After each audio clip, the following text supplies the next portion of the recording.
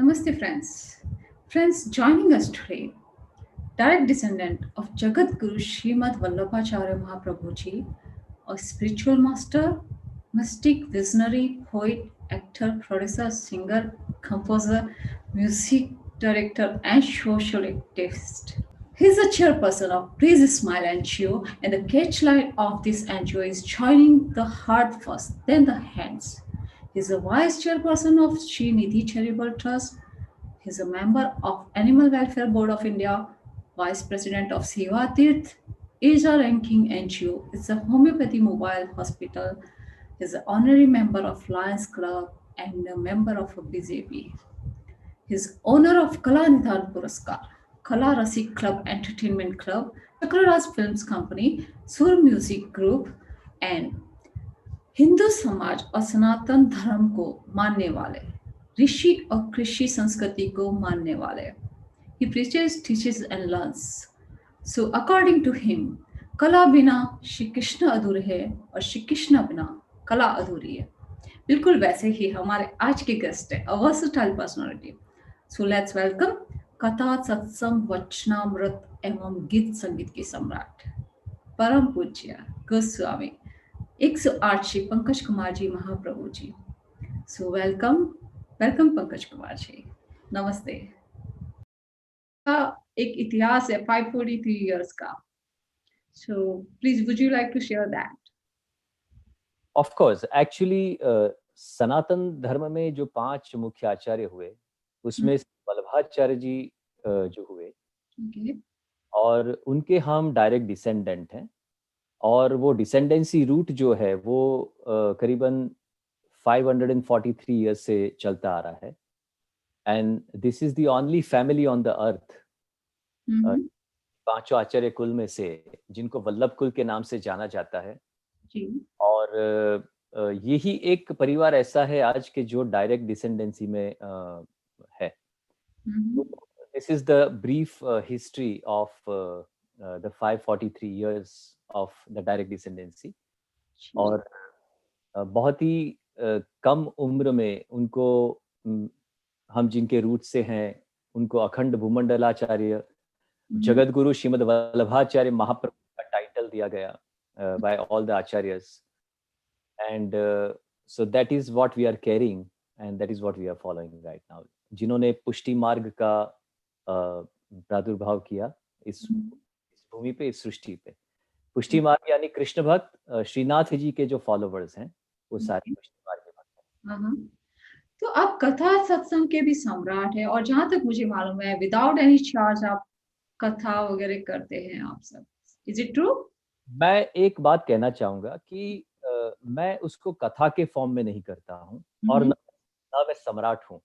मैं सेवक भगवान कृष्ण का, और उनसे प्रेरणा मिलती है और उनसे ही, और हमको हमेशा सेवक ही रहना, हम सेवक ही हैं. कथा का महात्म्य जो है, अगर उसको पढ़ा जाए तो उसमें बहुत स्पष्ट लिखा हुआ है कि कथा को किसी भी कमर्शियल एंगल से या कमर्शियल रीजन से आप नहीं कर सकते हो. वो उसका मर्म है ही नहीं कथा का.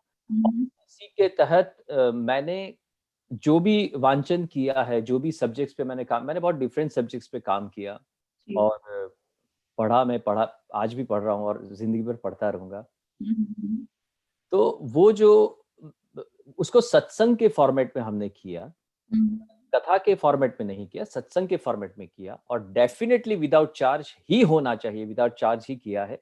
क्योंकि एक समाज के सबसे पहले तो हमारे खुद के आत्म कल्याण के लिए कथा वांचन होता है और यह सत्संग होता है. उसके बाद हमारे द्वारा हमारे जो फॉलोवर्स हैं या हमारे जो एसोसिएट्स हैं उनका भी आत्म कल्याण हो, उसके लिए ये सत्संग और कथा वांचन होता है. कि एक जीव जो है वो जगदीश तक पहुंचने की जो यात्रा है, अंत से अनंत तक जब पहुंचने की जो यात्रा शुरू होती है, तो उसमें हमको ये सत्संग जो है वो सेतुबंध बनता है हमारे बीच में, यानी हमारे जीवन को गढ़ता है वो.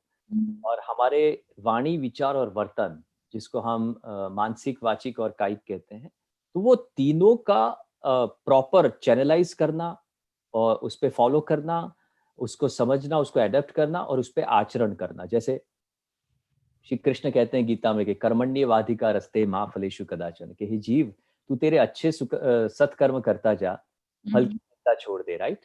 बिल्कुल। सत्संग इसमें बहुत ही एक बड़ा हीलिंग और सपोर्टिव होता है ये और वो आपको ऊर्ध्व गति की ओर, आपके जीवन को संसार से, लौकिक से अलौकिक की ओर ले जाता है और पूर्णतया ले जाता है।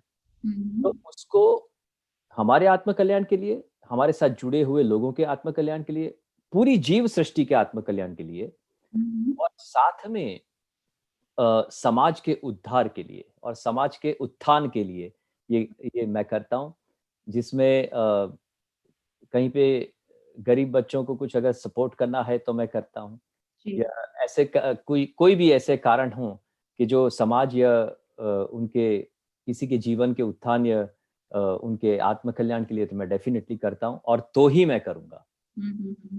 यस। तो आप एक बहुत रिलीजियस परिवार से है और फिर आपका रुख ग्लैमरस वर्ल्ड की तरफ भी हो गया। लाइक 31 इयर्स आप मुंबई फिल्म इंडस्ट्री में गुजारे आपने। So real and real life extremely contrast.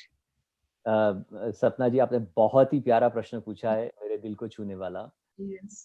इस पे थोड़ी मैं ज्यादा बात करूंगा कि आप देखिए कि रियल एंड रियल लाइफ का जो डिफरेंस है वो बहुत ही अलग है। They are two different corners. I am inborn artist. मैं जन्म से ही कलाकार हूँ, आप ये कह सकते हैं। कलाकार बनता नहीं है, कलाकार होता है। राइट। और कृष्ण ये कहते हैं, अगर कृष्ण को आपने पढ़ा होगा, अगर कृष्ण को समझा हो सूक्ष्म स्वरूप में भी, तो कृष्ण कहते हैं कि कलाकारों में कला के स्वरूप मैं खुद विदित हूँ। तो कलाकारों में जो गुण है, जो कला है, वो खुद कृष्ण रूप है, वो ये कहते हैं। तो उसको एडेप्ट करने में क्या प्रॉब्लम है? दूसरी चीज कि एक नृत्यांगना मंच पे अगर नृत्य कर रही है तो 1000 लोग देखते हैं। एक नृत्यांगना है जो परफॉर्म कर रही है और उसको 1000 अलग अलग लोग देखते हैं। हजारों के अलग अलग विचार हो सकते हैं, उनकी दृष्टि अलग हो सकती है, उनका थॉट अलग हो सकता है। कोई उनके शायद कला को देखेगा, कोई उनके वस्त्र को देखेगा, कोई शायद उनको देखेगा, उनके सौंदर्य को देखेगा, कुछ भी हो सकता है। लेकिन तो दुनिया कुछ भी देखे या कुछ भी समझे, ये प्रश्न का जवाब मैंने मेरे जीवन में, जब मैं कला क्षेत्र में एक्टिवली, फिल्म इंडस्ट्री में, टेलीविजन इंडस्ट्री में, मीडिया इंडस्ट्री में, स्टेज पे जब मैंने पदार्पण किया था, तब मैंने इसका खुलासा किया था, क्योंकि मेरे सामने भी बहुत सारे प्रश्न खड़े हुए थे उस वक्त। लेकिन आज वही मीडिया है कि जिसके सहारे सब लोग जी रहे हैं। लेकिन हर एक चीज के दो पहलू होते हैं। तो मैंने, दुनिया ने कुछ भी समझा हो कि मैं इस परिवार से होके इस क्षेत्र में क्यों गया, लेकिन मैं कला को दृष्टिकोण करके गया था। मैं कला से प्रेम करता हूं, आज भी करता हूं और आज भी मैं काम कर रहा हूं और करूंगा पूरी जिंदगी। तो उस वक्त मैंने एक मोटो, एक कोट किया था, एक कोट दिया था कि अगर आपने श्री कृष्ण को पूर्णतया समझा हो तो कृष्ण षोडश कला से विदित है, वो 16 कला से विदित है, पूर्ण कला से विदित है, वो पूर्ण पुरुषोत्तम है। अगर आप कृष्ण में से कला निकाल दें तो कृष्ण अपूर्ण रहते हैं, और या तो फिर आप कला में से कृष्ण को अगर निकाल देते हैं तो कला शायद अधूरी रह जाती है। और इसीलिए मैंने उस वक्त एक आंसर दिया था समाज को, और जिन्होंने मुझसे प्रश्न किए थे उनको जवाब दिया था कि मेरी दृष्टिकोण से, मेरे पर्सपेक्टिव से, मैं इस कला को भी, या जो भी मैं काम कर रहा हूँ उसको भी, मैं जैसे मेरे ठाकुर जी की सेवा करके मैं फिर अपने काम पे निकलता हूँ, तो मैं उसको भी मेरी ठाकुर जी की सेवा ही मानता हूँ, क्योंकि मैं उसको भी कृष्ण मानता हूँ और कृष्ण का ही कला को स्वरूप मानता हूँ। और इसीलिए मैंने कोट दिया था कि कला वगर कृष्ण अपूर्ण छे अने श्री कृष्ण वगर कला। इसमें मेरा उत्तर था। तो आई थिंक ये सबको समझना चाहिए। वो स्टेटमेंट आप पे भी परफेक्ट है, क्योंकि आप भी एक कलाकार है। सो आपने क्या स्ट्रगल्स फेस किए उस वक्त? बहुत चैलेंजेस रहे होंगे, सोसाइटी ने अपोज किया होगा। मैंने सोसाइटी का तो कभी बॉदरेशन रखा नहीं जिंदगी में, क्योंकि देखिए, आप जब अपना, अगर जैसे अर्जुन को कहा भगवान श्री कृष्ण ने कि जब आप बाण चलाते हो, जब लक्ष्य को साधते हो आप, तब वो चिड़िया के आंख की जो कीकी है उस पे अपना ध्यान होना चाहिए। You should be so focused. And तो मैं फोकस था। 13 साल की उम्र में मैं चला गया बॉम्बे, यहाँ पे स्कूलिंग मेरा चालू था, थोड़ा 15 दिन यहाँ स्कूल पढ़ता था और 15 दिन मुंबई चला जाता था। हाँ, और कोई मेरी पहचान नहीं थी, कुछ नहीं था। मैंने 8 साल स्ट्रगल किया, 8 साल मैंने अपने फ़ोटोग्राफ्स खिंचवाए, मैं घूमा सब प्रोड्यूसर्स के वहाँ, अ, हम्म, काम ढूँढा, काम माँगा, क्योंकि मैं काम को कभी छोटा नहीं मानता हूँ हम्म, और ना किसी को छोटा मानता हूँ मैं। जी, क्योंकि मेरे जीवन में मेरे पितृचरण ने मुझे एक बात सिखाई है कि रहीम जी का एक बहुत प्यारा दोहा है कि हम्म, रहीमन देखी बड़ेन को, हम्म, लघु न दीजिए डारी। यानी किसी भी बड़ी चीज़ को देख के छोटी चीज़ को आपको नेग्लेक्ट या अवॉइड नहीं करना चाहिए। हम्म, कि रहीमन देखी बड़ेन को, लघु न दीजिए डारी, हम्म, कहाँ काम आवे सुई, कहाँ करे तरवारी। एग्जैक्टली, कि जहाँ सुई काम आती है, वहाँ तलवार काम नहीं कर सकती। बिल्कुल बिल्कुल। तो और उन्होंने हमेशा ये कहा कि हमेशा छोटे बन के रहो, हम्म, क्योंकि छोटे बनने से क्या है, पूरे पूरी पूरी ज़िंदगी आपको बड़े बनने की एक आशा बनी रहती है। वाह, वाह, और छोटे से अगर आप बड़े होते भी हो, तो हम्म, आपको आनंद मिलता है। लेकिन बड़े हो जाने के बाद अगर आपका मन छोटा रहे, हम्म, बड़े हो जाने के बाद अगर आप छोटे काम करें, हम्म, छोटे विचार वाले काम करें, छोटी सोच वाले काम करें, तो आई थिंक वो बहुत ही छोटापन है। और उसमें फिर हमको भी तकलीफ होती है कि कोई बड़ा बनने के बाद जब उसको छोटा बनना पड़ता है, तो बहुत तकलीफ होती है। तो आई थिंक छोटे बनने में आनंद है। 13 साल का मेरा स्ट्रगल मुंबई में, हम्म, और 9वें साल में मुझे काम मिला। मैं नहीं भूलूँगा ये बात कहना कि हम्म, फर्स्ट ऑन स्क्रीन काम जो मुझे ब्रेक जो मुझे दिया, वो हम्म, मुझे दिया हमारे ही बड़ौदा के नेशनल अवार्ड विनर, जिनका इंटरव्यू आप भी कर चुकी हैं, श्रीमान धीरूभाई मिस्त्री ने। यस, ही इज़ द हाँ, फर्स्ट पर्सन जिनको मैं सादर प्रणाम करता हूँ कि जिन्होंने मुझे एक्टर बनाया ऑन स्क्रीन और ओह, मुझे प्रोजेक्ट किया। हम्म, और उसके बाद बहुत ज़्यादा मेहनत की मैंने, सिलसिला चला। मैंने गुजराती सीरियल से लेके, नाट्य क्षेत्र से लेके, भारतीय विद्या भवन्स मुंबई में मैंने काम शुरू किया हम्म, श्रीमान गिरीश देसाई के साथ। और उसमें मुझे श्रीमान दर्शन झरीवाला ने भी कहीं पे मेरा रिकमेंड किया था कि भई ये बच्चे को आप आगे बढ़ाइए करके। ओके, बहुत सारी कहानियाँ, बहुत सारी स्टोरीज़ हैं। लेकिन हम्म, मैं जब काम नहीं होता था, तब एक कलाकार के स्वरूप में काम सीखता था। मैंने बैकस्टेज किया, मैंने लाइटिंग सीखी, मेकअप सीखा। उसके बाद मैं फ्रंट ऑफ द कैमरा आया, तब मैं बहुत कॉन्फिडेंट एक्टर था कि मुझे पता था कि क्या हो सकता है, कहाँ से क्या होगा। हाँ, तो वहाँ से करते-करते हिंदी सीरियल्स एपिसोडिक, फिर धीरे-धीरे हिंदी सीरियल्स, फिर धीरे-धीरे गुजराती फ़िल्म, फिर ऐसे दौर शुरू हुआ, फिर प्रोड्यूसर बना, फ़िल्म बनानी शुरू की मैंने। तो हाँ, पूरा जो सिलसिला है, वो ये 30-32 साल के अंदर एक ओके, बहुत ही, लेकिन हाँ, हाँ, मैं डेफ़िनेटली एक मैसेज देना चाहूँगा कि अगर आपके लक्ष्य नक्की हों, if your goals are decided, hmm, और अगर आप सही ट्रैक पे मेहनत कर रहे हो उस पे, जी, तो मैं नहीं समझता कि nothing is impossible in this world, because impossible word itself contains a word possible. So yes, that is how I very positive message. yeah. तो आपका 31 years of like garba singing, आपका एक ग्रुप है सुर म्यूजिक ग्रुप, और like 31 years से आप कर रहे हैं garba organise, right?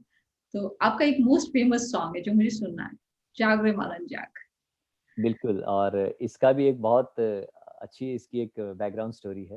Okay, Haribhakti garba ground Baroda पे हम लोग गरबा गा रहे थे और वहाँ पे लाइट चली गई।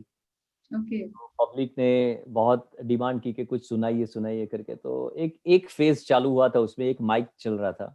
हम्म, मेरे ज्येष्ठ भ्राताश्री उन्होंने मुझे कहा कि एक कुछ गा दे करके। तो ये गाना मुझे बहुत अच्छा लगता था। ये एक्चुअली फ़िल्म मेरू मालन का सैड सॉन्ग है, ये गरबा भी नहीं है और रास भी नहीं है। तो मैंने उसको एक सुनाने के तौर पे मैंने वो ये गाया, तो लोगों को बहुत पसंद आया, उन्होंने रिपीट गवाया मुझसे, वन्स मोर किया। और उसके बाद सिलसिला ये हुआ कि 32 साल से 30 साल से मैं उसको वर्ल्ड वाइड गा रहा हूँ, और ब्रांडिंग हो गया कि अगर पंकज गोस्वामी जी गा रहे हैं तो जागरे मन जाग तो होना ही चाहिए। तो ये सब जनता का प्यार है और उनके आशीर्वाद हैं। और तो मैं आपको एक 2 लाइन सुनाता हूँ उसकी।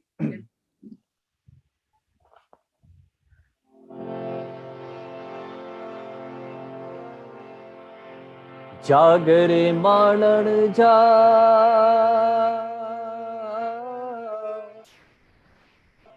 जागरे मालण जा हो,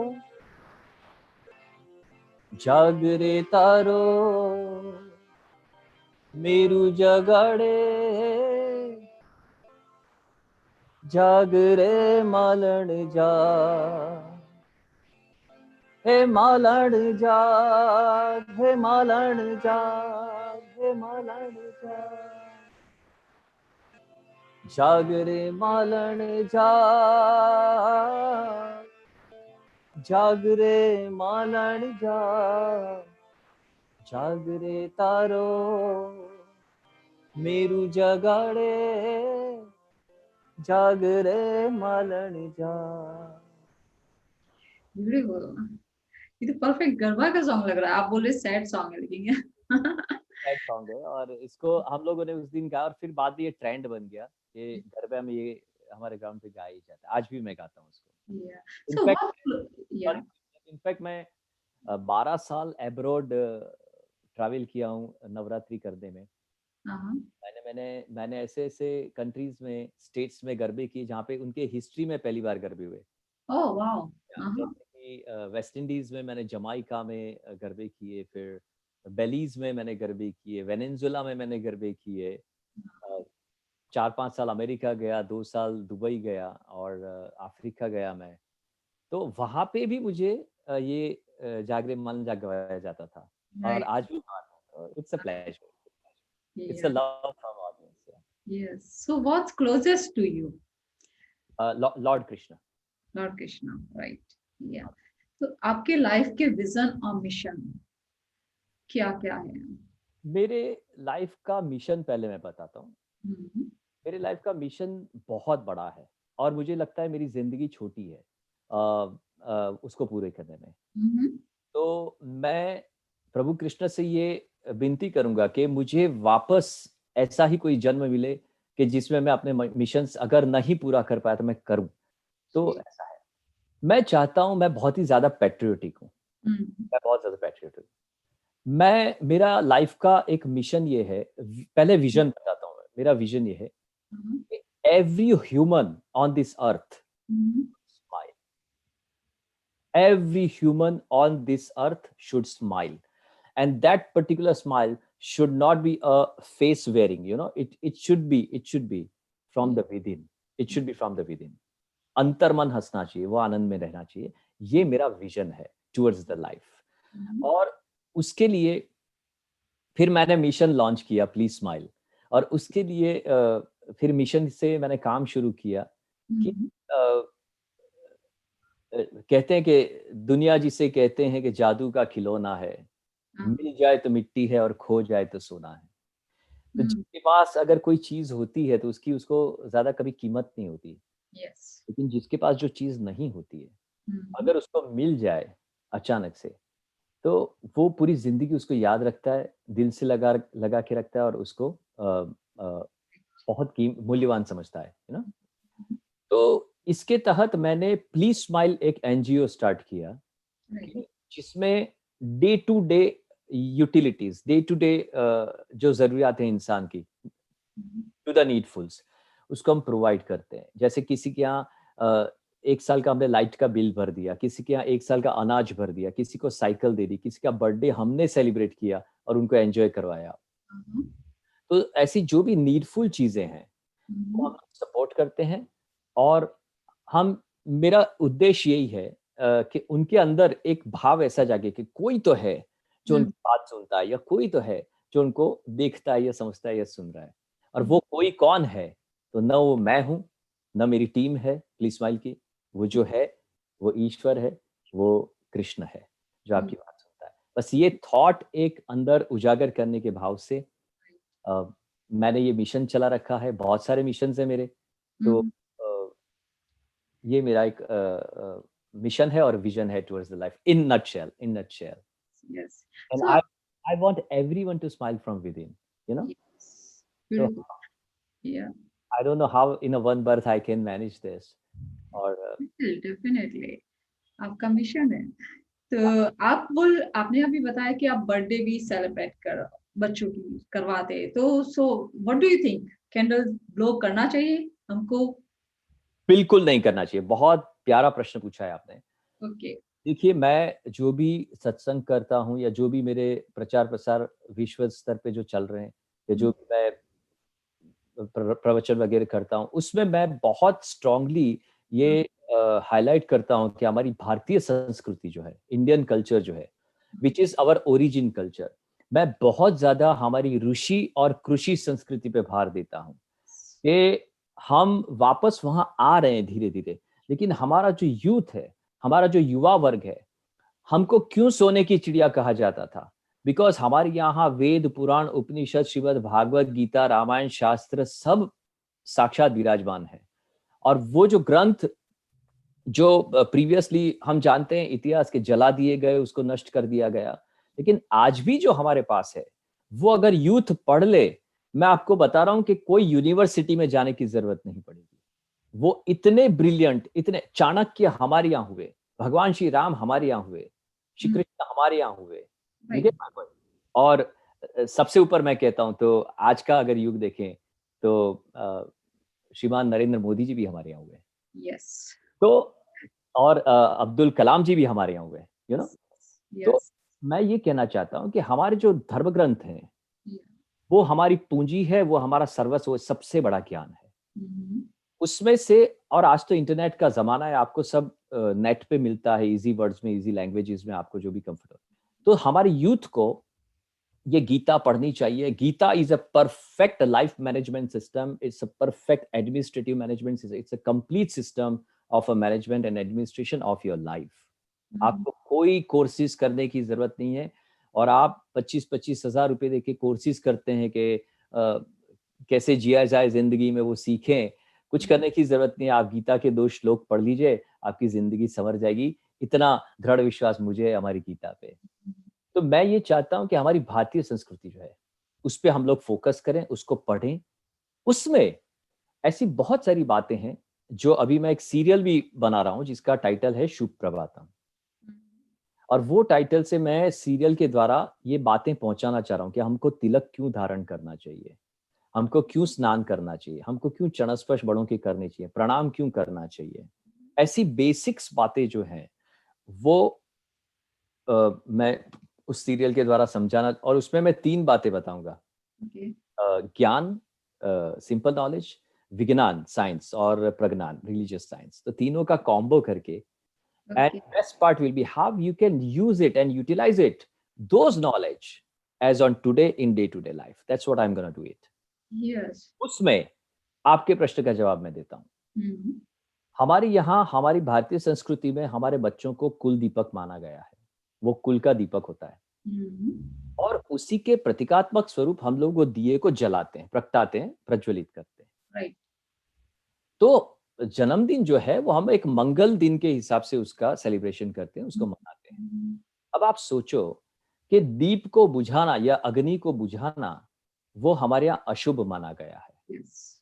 और इस मंगल दिवस पे आप बीइंग अ पेरेंट आप अपने ही बच्चों को बता रहे हैं कि बेटा तू तेरे कुल का जो प्रतीकात्मक दीपक है, सिंबल जो है उसको ही बुझा दे, तेरे जीवन की ज्योति तू तू खुद बुझा। और ऊपर से हम लोग पेरेंट्स नाच रहे हैं, स्प्रे कर रहे हैं और तालियां बजा रहे हैं और खुश हो रहे हैं। ये ये सिर्फ अंग्रेजों का अंधा अनुकरण है। इससे हमको निकल जाना चाहिए।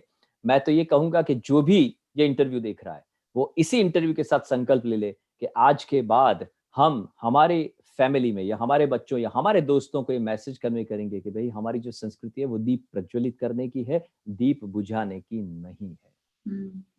सो और ये या व्हाट अबाउट कि रात को सेलिब्रेशन शुरू कर देते हैं 12 बजे?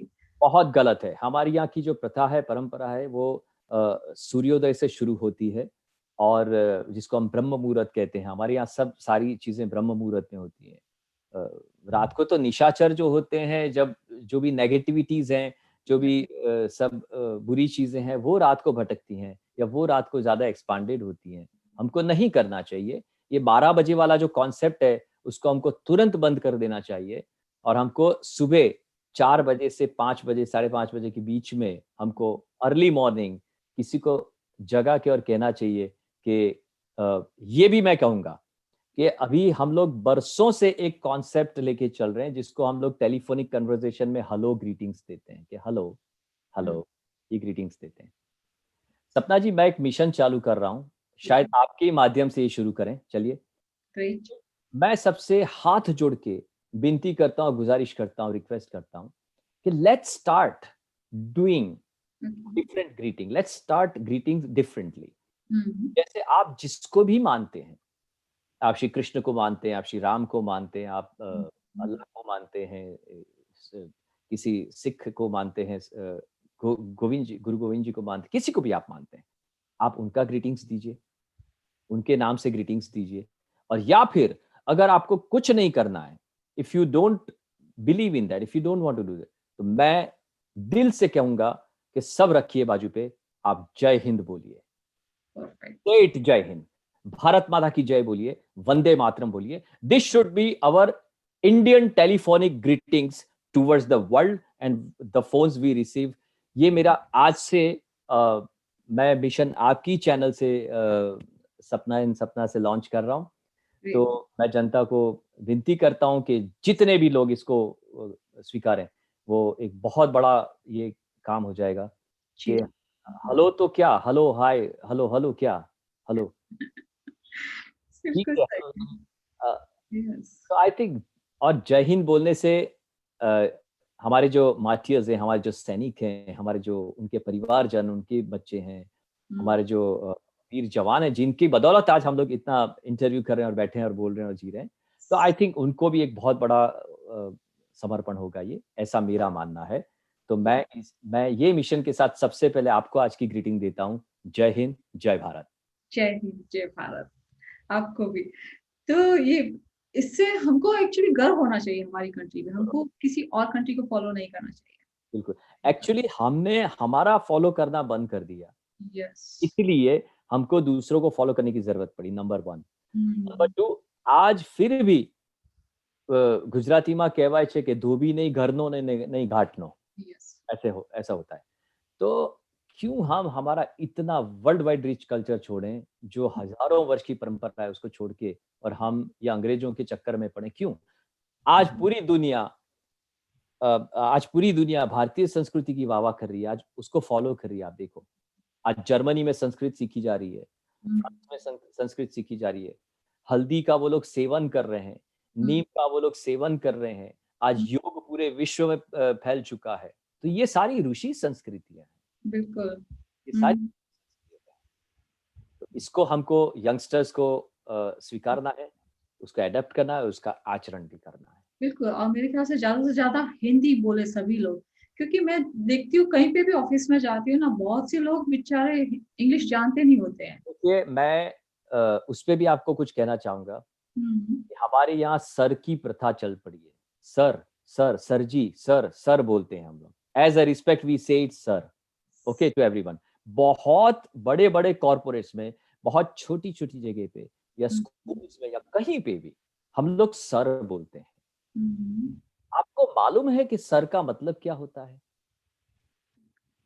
पहले मुगलों ने हमारे ऊपर राज किया, उसके बाद अंग्रेजों ने हमारे ऊपर राज किया, ओके? आज हमारा राज है। क्यों हम सर बोलें? सर का मीनिंग होता है कि स्लेव आई रिमेन। राइट।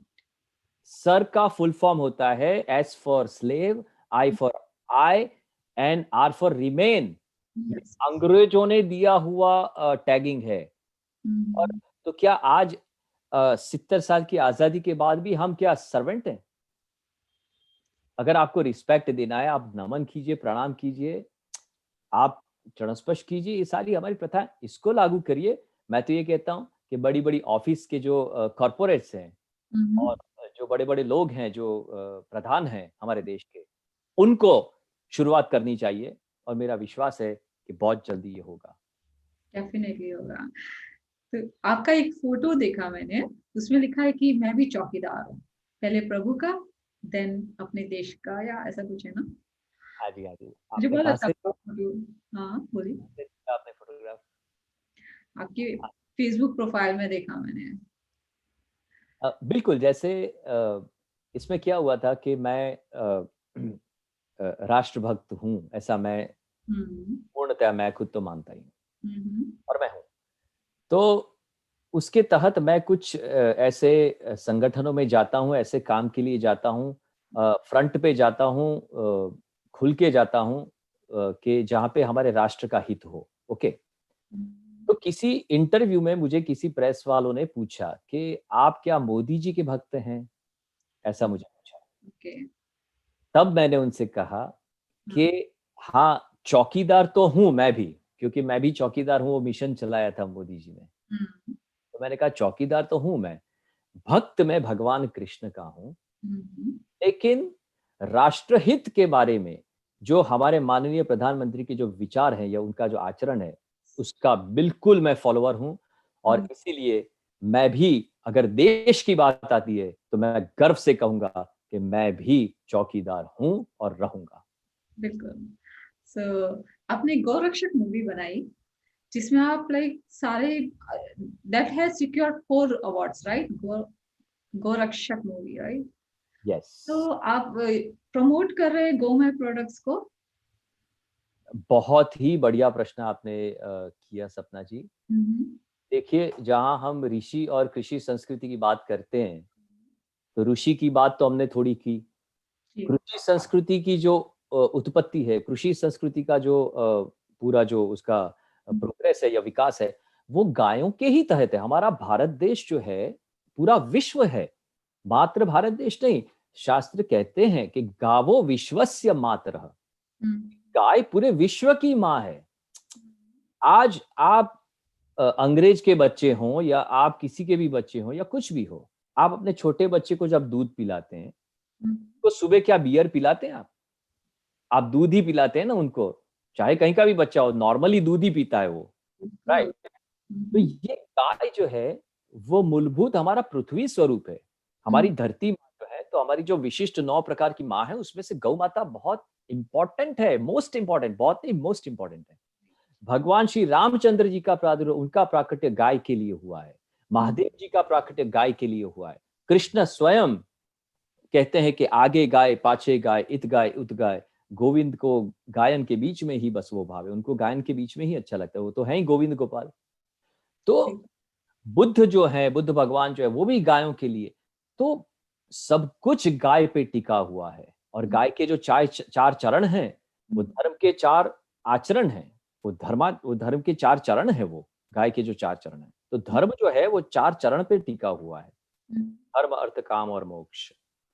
तो कहने का मतलब ये है कि इस भारत देश में जो पूरी कृषि संस्कृति और ऋषि संस्कृति पे निर्भर है, ओके, इस देश में अगर गायें कटें, इस देश में अगर गायों का मांस बेचा जाए या यहाँ से एक्सपोर्ट किया जाए, मैं तो ये कहता हूं कि हम सभी को शर्म से डूब मरना चाहिए। मैं आज आपके माध्यम से कहना चाहूंगा कि अ, भारत भूमि पे रहना होगा तो गाय को मैया कहना होगा। बिल्कुल। ये मेरी फिल्म का एक संवाद है। हम्म। गाय जो है, अगर उसकी हमने गाय की हम तो क्या रक्षा करेंगे, गाय हमारी रक्षा करेगी। लेकिन गाय का संरक्षण, गौरक्षा, गौ संरक्षण, गौ सेवा, और ये जो है, ये हम लोग अगर करेंगे, तो बहुत जल्दी भारत विश्व गुरु बनेगा। इस ये पूरा हमारा दृढ़ विश्वास है। यस। लेकिन भारत को अगर विश्व गुरु बनाना है, तो गाय हमारे देश में बचनी चाहिए। गायों को पूरा न्याय मिलना चाहिए, सम्मान मिलना चाहिए, उसका संरक्षण होना चाहिए। और इसलिए गायों से कनेक्टेड हमारे इंटरनेशनल मिशंस चल रहे हैं, गौ रक्षा के भी चल रहे हैं, गौ संरक्षण के चल रहे हैं। राइट। कैसे कैसे उसको आगे बढ़ाया जाए। जी। अब हमारी गुजरात सरकार ने भी बहुत अच्छा सपोर्ट और नियम लागू किए हुए हैं। हमको सेंट्रल गवर्नमेंट ऑफ इंडिया से भी बहुत अच्छा सपोर्ट है, और सारे फोर्सेस अभी उसमें फोकस्ड हैं। तो मुझे लगता है कि गाय की सेवा, गाय की सेवा अगर इस देश में होगी, तो ये देश अवश्य विश्व गुरु बनेगा। ऐसा मैं आशीर्वाद भी देना चाहता हूँ। सो लाइक बहुत लोगों को यूज करना चाहिए, राइट, गोमय प्रोडक्ट्स? और और और उसी के तहत गोबर और गौमूत्र से जो चीजें बन रही हैं, वो फेंक दिया जाता है, वो वेस्ट में जाता है, which is very useful. which can change the economy of our country. अगर उसका मैंने उसका स्टैटिस्टिक बनाया पूरा, गाय का गोबर और गौमूत्र हमारे देश की इकोनॉमिक चेंज कर सकती हैं, इतनी ताकत है उसमें। लेकिन उसका आपको समझना पड़ेगा।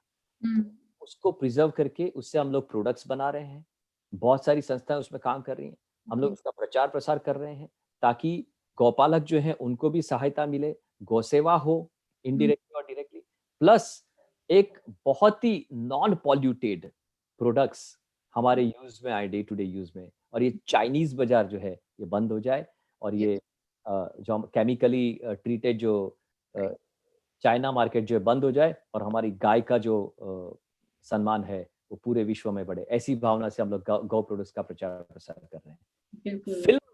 फिल्म मैंने इसीलिए बनाई कि गाय को सम्मान मिले।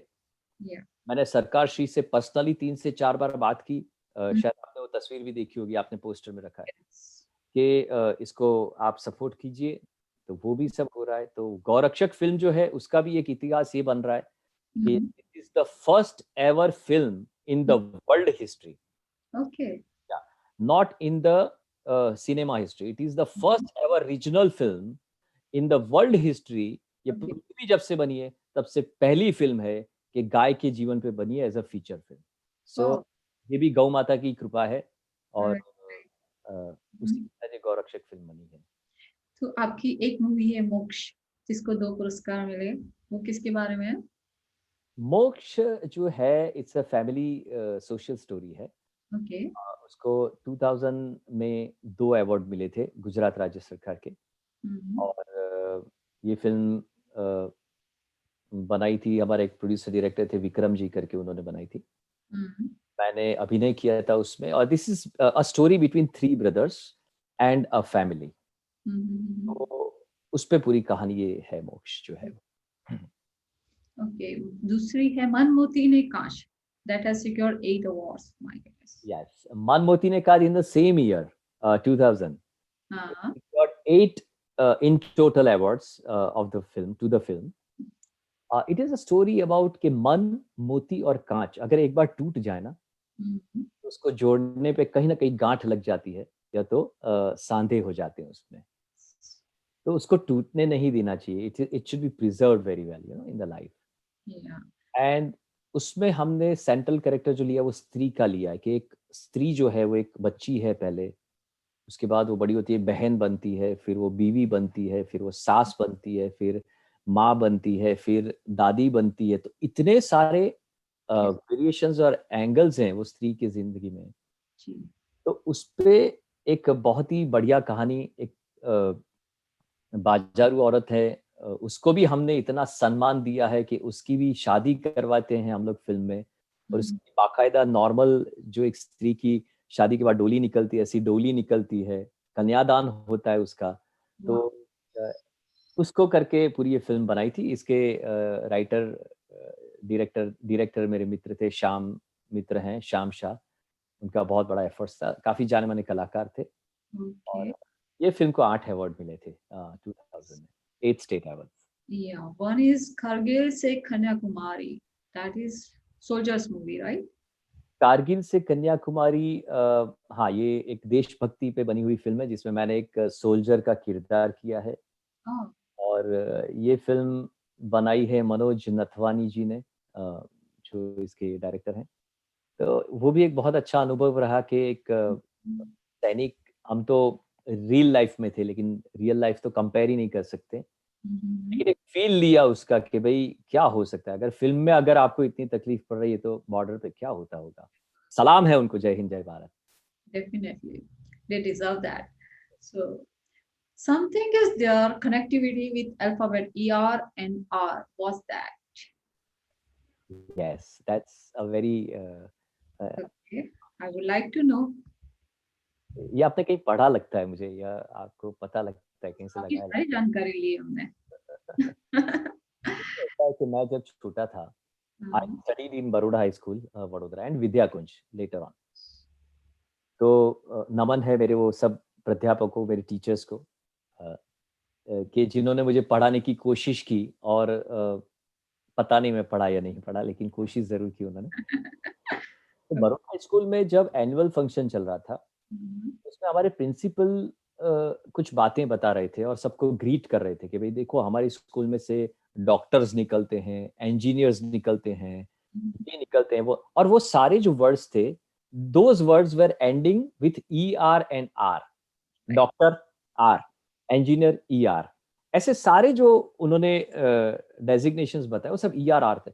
मुझे इतना बुरा लगा क्योंकि मैं तो कलाकार था, I was an artist, actor था मैं और सिंगर था। तो एक्टर और सिंगर भी आर से खत्म होता है। Right right right right. तो इस दो का नाम नहीं लिया प्रिंसिपल। मुझे बुरा लग गया और मुझे बुरा लगा और मैं खड़ा हो गया और मैंने खड़ा होके क्वेश्चन रेज किया कि sir why not actor and singer also, because we are also a part of society, very important part of the society. या तो ये ई आर और आर का ऐसा है कि उस वक्त वो कंसीडर नहीं हुआ था। मेरे साथ पर्सनल मीटिंग भी हुई थी बाद में प्रिंसिपल की। हाँ, उसके 2-3 साल बाद या 4 साल बाद it was a proud moment कि मैं वही स्कूल में I was there as a guest, as one of the guest, important guest, and I was established as, introduced as an actor and singer, which also consists of ER and R. Right yes. तो मैंने और उस दिन मेरा honour भी किया, school ने honour दिया मुझे। तो वो ईआर और आर का ये कॉन्सेप्ट है। यस तो आज भी मैं लड़ता हूँ, अगर कोई कलाकार को कुछ कहे तो मैं लड़ पड़ता हूँ उससे। सो मोर देन आपने 100 पोएट्रीज लिखी है और आर्टिकल्स भी है और सभी लैंग्वेज में I guess right. I speak almost 9 languages and उसमें उसमें से मैंने लिखा ज़्यादातर इंग्लिश, हिंदी और गुजराती में है बिकॉज़ वो चलन में है। हाँ हाँ। और उर्दू का मैंने कहीं-कहीं उपयोग किया है जितना मैं सीख रहा हूँ या आती है मुझे। हाँ हाँ। तो ऐसी कोई देशभक्ति पोएट्री है जो आप शेयर करेंगे हमारे साथ? देशभक्ति की कविता मैं एक्चुअली ऑनेस्टली मैं ढूँढ रहा था, मुझे मिली नहीं है। लेकिन कभी मैं आपके माध्यम से मैं ज़रूर सुनाऊँगा। लेकिन 2-3 झलक मैं आपको सुना, मैंने सभी मूड्स की कविताएँ लिखी हैं, गज़लें लिखी हैं, गुजराती, हिंदी और उर्दू। तो पहले मैं हिंदी की जो मेरी क्रिएशन वो आपको सुनाता हूँ कि आज के रात के जैसी कल की रात कहाँ होगी, आज के रात के जैसी कल की रात कहाँ होगी, क्योंकि कल रात आपसे हमारी मुलाकात कहाँ होगी। वाओ! हाँ, हाँ। ये हिंदी में थी और गुजराती में मैंने बहुत सारी लिखी हैं, उसमें मैंने लिखी हैं कि अ તારી આંખમાં જે નૂર છે, કહી શકાય કે રણમાં આવેલ પૂર છે. તરસ્યો છું વર્ષોથી વર્ષો કંઈક વારંવાર, પીવવાને સ્વાતિ બિંદુ આ ચાતક આતુર છે. એટલા નજીક આવી ગયા છતાંય પ્રેમમાં લાગે છે કે સ્પર્શ તારો હજી દૂર છે. ये वाओ! फिर मैंने हिंदी उर्दू का भी अप्रोच किया कि बैठे हैं राज इश्क जिगर से निहा किए, रोका जो इस जुबां को तो नजर ने बयां किए, मजबूरी देखिए कि मेरे लब तक न हिल सके, मैं कुछ न कह सका और वो सब कुछ सुना किए। वाओ! कुछ इस ब्यूटीफुल। तरह से की है उसने सलामे शब्बा खैर, कि पाँव फटने तक नक्शे पा पे सजदे किया किए। ये उर्दू का एक अप्रोच किया। क्या बात मैंने रिलीजियसली भी किया। है।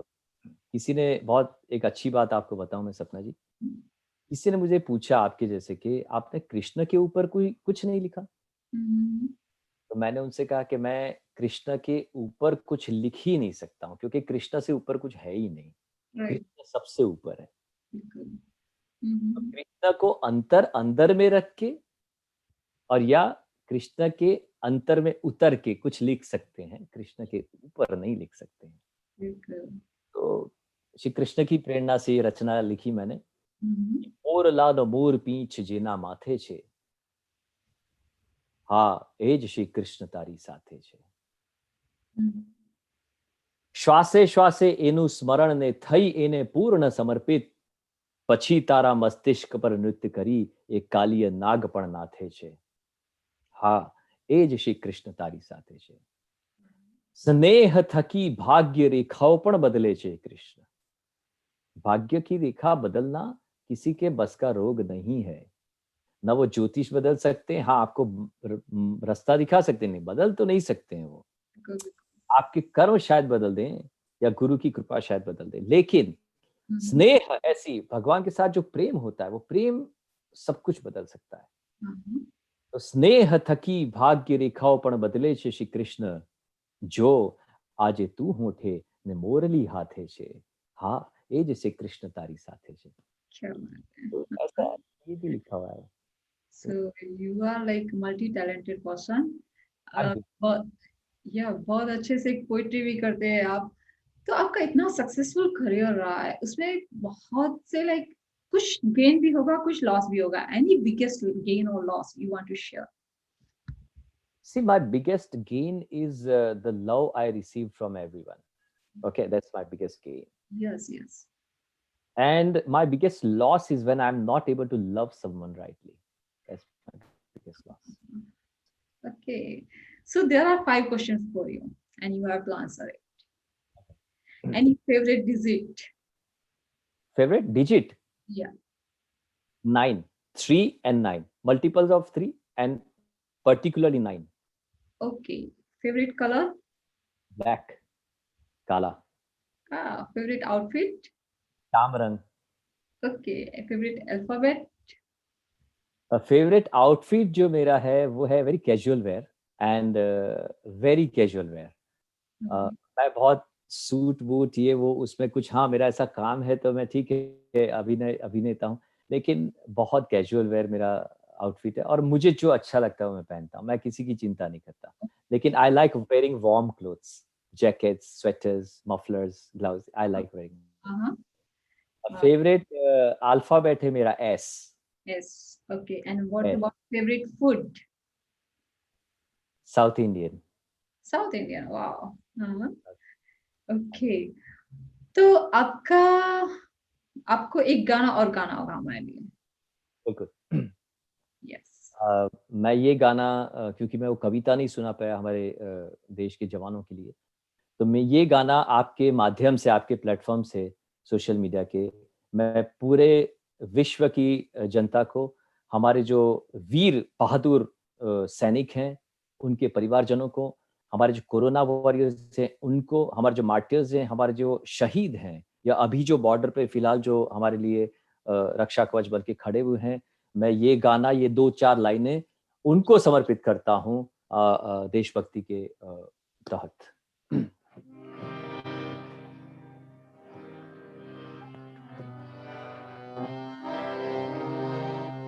चिट्ठी न कोई संदेश हो, चिट्ठी न कोई संदेश, जाने वो कौन सा देश जहाँ तुम चले गए। चिट्ठी न कोई संदेश, जाने वो कौन सा देश जहाँ तुम चले गए, जहाँ तुम चले गए। इस दिल को लगा के जाने वो कौन सा देश जहाँ तुम चले गए। इसका एक अंतरा मैं गाना चाहूंगा। हर चीज ये अश्कों से लिखा है तुम्हारा नाम, ये रास्ते गर गलियां तुम्हें कर न सके सलाम। हाय दिल में रह गई बात, जल्दी से छुड़ा के हाँ तुम चले गए। चिट्ठी न कोई संदेश, जाने वो कौन सा देश जहाँ तुम चले गए, जहाँ तुम चले गए। Thank you. बहुत ही अच्छा गाते हो आप और बहुत ही अच्छा सॉन्ग था, dedicated to all the soldiers, right? बिल्कुल, मुझे गाने में मैं डेफ़िनेटली कुछ नाम लेना चाहूँगा मेरे अ, वो तो नेचुरल होता है और रियाज़ पे होता है अपना। लेकिन उम, मैं अपना आइडल जिनको मानता हूँ या जिनको फ़ॉलो करता हूँ, मैं कॉपी नहीं करता हूँ, फ़ॉलो करता हूँ। यस। तो वो हैं हमारे विश्व के लीजेंड लेट श्रीमान जगजीत सिंह जी ओके। और उनका भी मेरे ऊपर आशीर्वाद रहा, पुरुषोत्तम उपाध्याय जी का आशीर्वाद रहा और ऐसे बहुत गौरांग व्यास जी का आशीर्वाद रहा, विक्रम पाटिल जी का आशीर्वाद रहा, मेरे ज्येष्ठ भ्राताश्री का आशीर्वाद रहा। तो ऐसे बहुत सारे गुणीजनों के साथ मैं उठा-बैठा सीख रहा हूँ, आज भी सीख रहा हूँ। आई थिंक वो सब उनके बड़ों के आशीर्वाद हैं और प्रभु की कृपा है कि हम गा के किसी को एंटरटेन कर सकते हैं। Right, right, right. So what is best message आप सिटीजन्स को देना चाहोगे? मैं सबसे पहले ये मैसेज देना चाहूँगा कि सबसे पहले तो हम अपने आप को पहचानें कि हम क्यों पैदा हुए हैं जी। और उसके बाद हम क्या करना चाहते हैं, उसको क्लैरिफ़ाई करें कि what is our goal in the life, okay? Goal should be not towards your own, it should be selfless. आपका गोल तो है ही, लेकिन आपके साथ, आपके परिवारजनों का, आपके मित्र मंडली का, आपके सहयोगियों का और इस तरीके से पूरे देश के लिए हम लोग जिएँ और देश हित में जिएँ, राष्ट्र हित में जिएँ, राष्ट्रभक्ति करें और चाहे आप कोई भक्ति में माने या ना माने, मगर राष्ट्रभक्ति में तो आपको मानना ही पड़ेगा। तो ये मेरा संदेश है हमारे सभी सुनने वालों को और उसके साथ मैं और एक चीज़ जोड़ना चाहूँगा कि हमारे जो धर्म ग्रंथ हैं, हमारे जो प्राचीन जो हमारे जो साहित्य हैं, जी। उसको पढ़ें समय निकाल के, मोबाइल को थोड़ा दूर रखें और इन ग्रंथों को हम लोग शिरोधार्य करें। तो मैं नहीं मानता कि किसी भी व्यक्ति का जीवन सफल ना हो, ऐसी मेरी भावना है। आप सभी को मंगल आशीर्वाद देके मैं शुभकामना भी देना चाहूँगा जी। और विशेष करके सपना जी आप जो काम कर रही हैं, क्योंकि आपने जैसे मेरे बारे में कुछ पढ़ा, देखा, सुना, मैंने भी आपके बारे में एक्सप्लोर किया है थैंक कि यू। आप एक बहुत ही बड़ा मिशन लेके चल रही हैं। मेरी शुभकामनाएँ हैं आपके साथ थैंक और आगे भी हम लोग आपको सपोर्ट करते रहेंगे क्योंकि आप ऐसे-ऐसे व्यक्ति और व्यक्तित्व को निखार रहे हैं, उजागर कर रहे हैं जो सही मायने में इस देश के लिए कुछ करना चाहते हैं या कुछ विश्व के लिए कुछ करना चाहते हैं। यस। तो आपके माध्यम से मैंने देखा कि बहुत सारे सिलेक्टेड पूरे कंट्री में से आप सिलेक्टेड भारत रत्नों को चुन रहे हैं और उनको आप प्रोजेक्ट कर रहे हैं। बहुत बड़ा काम कर रही हैं, बहुत बड़ी सेवा आप भी देश की कर रही हैं। ये करते रहिए, हम आपके साथ में हैं। Thank you so much and thank you for your valuable time. बहुत ही अच्छा, बहुत ही मजा आया और आपकी गाने सुन के तो और भी ज्यादा मजा आया। So thanks for joining us and thank you viewers for joining us. Thank you for your time. Thank you all the viewers and kindly try to follow what I have said in because it is also in a world interest. And thank you so much, Sapna ji. Thank you to your team. Thank you so much. या